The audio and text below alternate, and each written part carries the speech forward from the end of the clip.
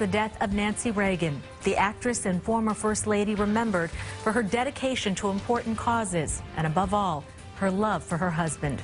Good evening, I'm Cindy Hsu. The nation is mourning the loss of Nancy Reagan, who died of congestive heart failure today at the age of 94. Members of the Los Angeles Police Department saluted as a hearse left her home in Bel Air this afternoon. CBS 2 political reporter Marcia Kramer reports on Reagan's ties to the tri-state area and the White House love story Americans will never forget. A gentle rub, her head placed softly on her husband's coffin, one of the most memorable recent public images of Nancy Reagan, one that says everything about her love and devotion for her husband, the president, a man she called Ronnie. I can't imagine marriage being any other way but the way that Ronnie's and mine was. Reagan, the great communicator, also wrote tender love letters to his wife. Often they were whimsical, as in a Mother's Day letter that read, "M is for the million ways I love you." Signed, an admirer, with a thoughtful P.S.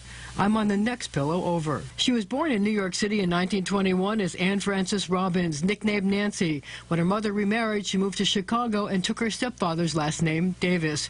After graduating from Smith College, she moved to Hollywood to become an actress. I was afraid you wouldn't come.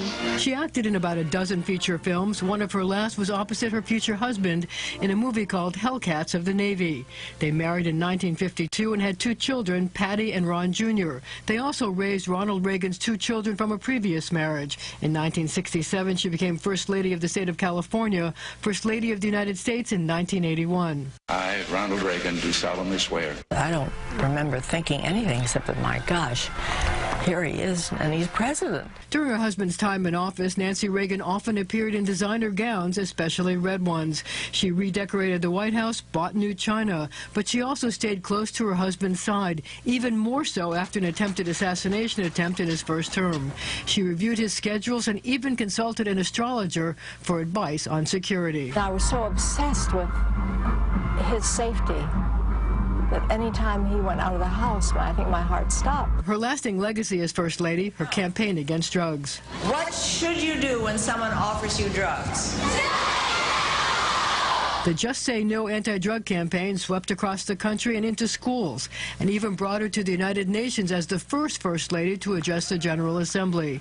It began after a young girl asked Mrs. Reagan for advice. She simply said, "Just say no." I didn't mean that that was the whole answer, obviously, but it did serve a purpose. After President Reagan was diagnosed with Alzheimer's, she became his devoted caretaker. That's the worst part about this disease.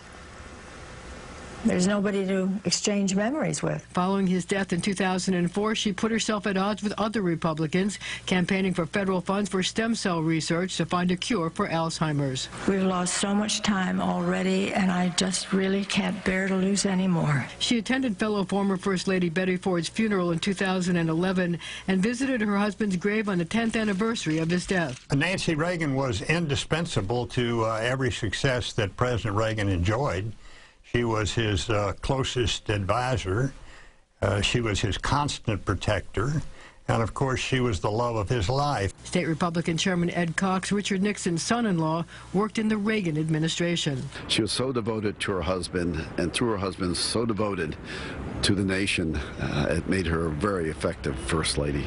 Cox and his wife, Tricia Nixon Cox, will attend Nancy Reagan's funeral at the Ronald Reagan Presidential Library in Simi Valley, California. He's been told it will be a sunset ceremony at the end of the week.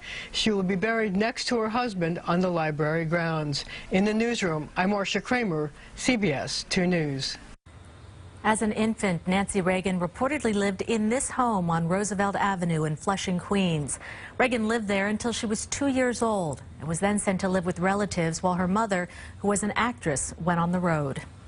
President Obama and First Lady Michelle Obama said our former First Lady redefined the role. Their statement reads in part, "We remain grateful for Nancy Reagan's life, thankful for her guidance and prayerful that she and her beloved husband are together again." And former Mayor Bloomberg writes, "I had the good fortune to know Nancy as a friend. Before I ran for mayor, I had the honor of sitting next to her at a dinner. When I confessed to her that I was a Democrat, she replied, 'Oh, that's okay. Ronnie started as a Democrat, too.'"